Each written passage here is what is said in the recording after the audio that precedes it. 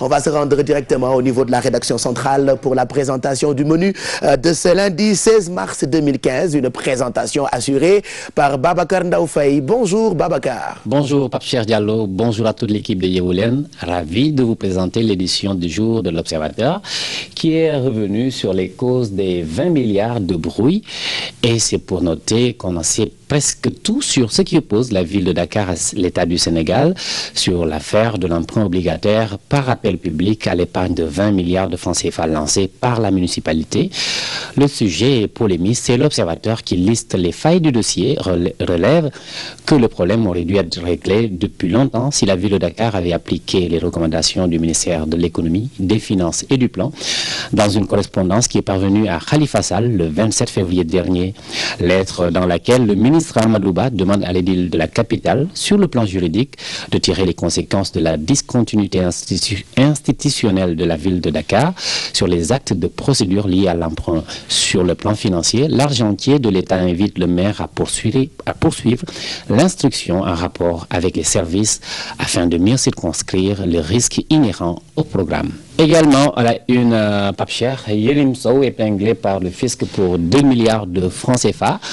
Un avis à tiers détenteur vient d'être émis par la Direction générale des impôts et domaines auprès de toutes les banques de la place pour bloquer les comptes de la société Telium appartenant à l'homme d'affaires Yerim Sow.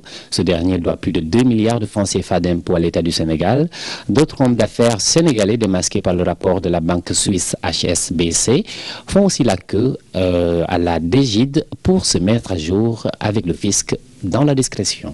Également à la une de l'Observateur, c'est l'arrestation du lutteur Bathie Seras, alors qu'il était presque oublié par les amateurs de lutte du fait d'une longue absence dans l'arène consécutive à des défaites successives. Le lutteur de Guinaray, Bathie Seras, est revenu sur les feux de la rampe, soupçonné de fomenter des actions subversives.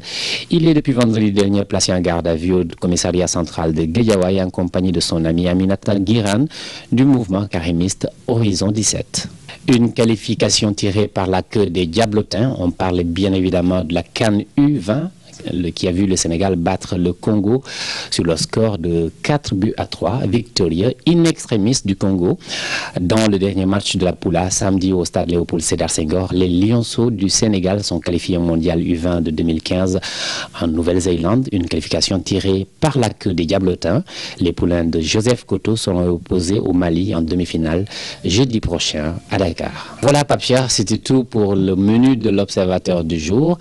À vous, à toute l'équipe de Yeewu Len, aux téléspectateurs, aux lecteurs, bonne lecture. Merci Abdoulaye. Yenoko corrigé, c'était plutôt Abdoulaye Diédhiou, mais pas Babacar Ndao Faye qui est en train de dormir certainement. Abdoulaye Diédhiou qui s'est réveillé ce matin très tôt pour nous présenter le menu de l'Observateur de ce lundi.